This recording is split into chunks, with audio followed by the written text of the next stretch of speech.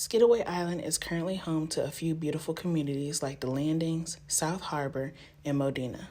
Skidaway Island is rich in not just its beauty, but its history as well. Skidaway Island once consisted solely of cotton plantations worked by enslaved African Americans until after the Civil War. After the Civil War, 400,000 acres of land along the coast that were formerly owned by Confederate landowners went to former enslaved people and African Americans who helped fight in the Civil War. This land ranged from Charleston, South Carolina to St. Johns River, Florida. But how exactly did African Americans acquire Skidaway Island? Edward Stanton, the Secretary of Defense, had come down, sent by Lincoln. And Stanton said, okay, to Sherman, we're going to get in a room and we're going to meet with 20 African Americans, mostly freedmen and mostly preachers. And out of that meeting came that 40 acres. It wasn't 40 acres and a mule, it was just 40 acres. People attached that later on. So that was the big deal. And on Skidaway Island in Ossabaw, it actually worked. And the incredible thing that one of the ministers that was in that meeting with Sherman took over 1,000 people that we know to Skidaway Island. The minister who brought over 1,000 slaves to Skidaway Island was Ulysses L. Houston. When the people from Savannah went over to Skidaway Island, they became a thriving, self-sufficient black colony. They had homes, established local governments, and had farmland, as well as their own school. Ulysses L. Houston was their black governor. But who was Ulysses L. Houston? What did he do for the community? At that time, he was pastor of this church. After that meeting, Ulysses Houston led 1,000 free former slaves, and they left the city. The church gave him permission to set up another city on Skidaway Island. But what happened was, during the process, before it's called Field Article 15, before it could become law, Lincoln was assassinated. Everything was great until April 15, 1865, when President Lincoln was assassinated. After Lincoln's assassination, President Andrew Johnson took over. He overturned what Lincoln had implemented and gave former landowners who were not black their land back.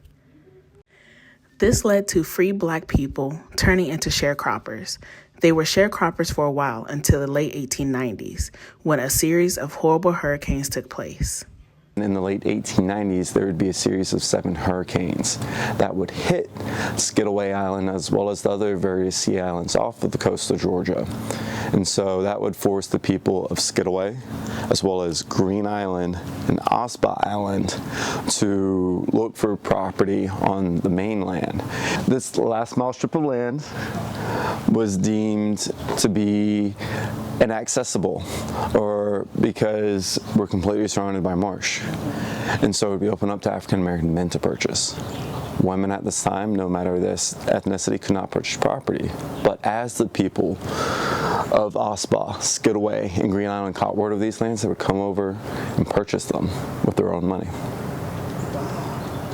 Through the forest, now this line here is going to be marsh. All right, that's the start of the coastline.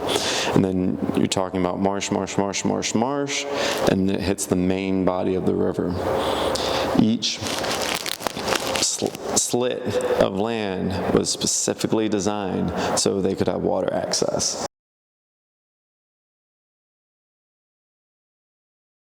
The Pin Point Heritage Museum used to be an oyster factory. It is currently a museum that holds many stories of its people's heritage. Today, the mission of the Pin Point Heritage Museum is to influence people to learn about the community's history.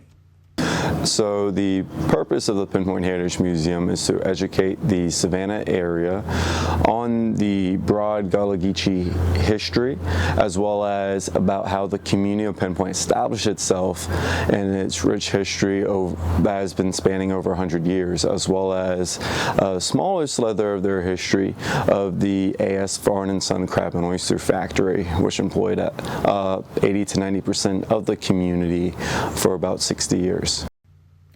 It has influenced people to look at things in a new way and to even write books about the community.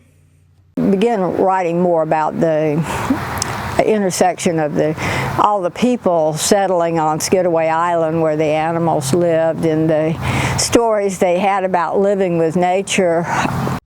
Those who have read Miss Karen Dunbar's books have been informed of historical events like the hurricane. The book, Burnt Pot Island. The book starts in 1902, but then she refers to the storm on Skidaway Island in 1898. With people being fascinated by the Pin Point community's heritage, there's also a need to protect and support it. From what we've seen and what we've talked with the community, they want more resources. They're working on building out their community center, Pin Point Hall, as well as there's efforts to stop traffic from coming through the community. You have a lot of people just using the neighborhood as a cut through, but they're speeding, tearing up the road with their large trucks, and so there's actually action being taken now, and just last week we had a series of speed bumps put in, as well as they've been connected with resources to cut trees within the neighborhood, and they're working to better their neighborhood and their community. The museum itself needs support as well. With the museum being an old seafood factory that is almost 100 years old, we are facing structural issues. We're on a huge slab of concrete that's, we believe, is slowly sinking into the marsh, as well as we're facing a lot of flooding from the marsh, which has always happened, but is happening more often now. The Pin Point community is made up of groups of people who have persevered through trials and tribulations, most coming from countries or descendants of people from other countries. Some were forced into slavery, then became free after fighting in the Civil War, receiving land only to have it taken away and becoming sharecroppers. These people weathered through multiple hurricanes and bought land in the Pin Point community. These people made something out of themselves from scratch, all while keeping their culture and passing it down. It's American history like this that we need to protect.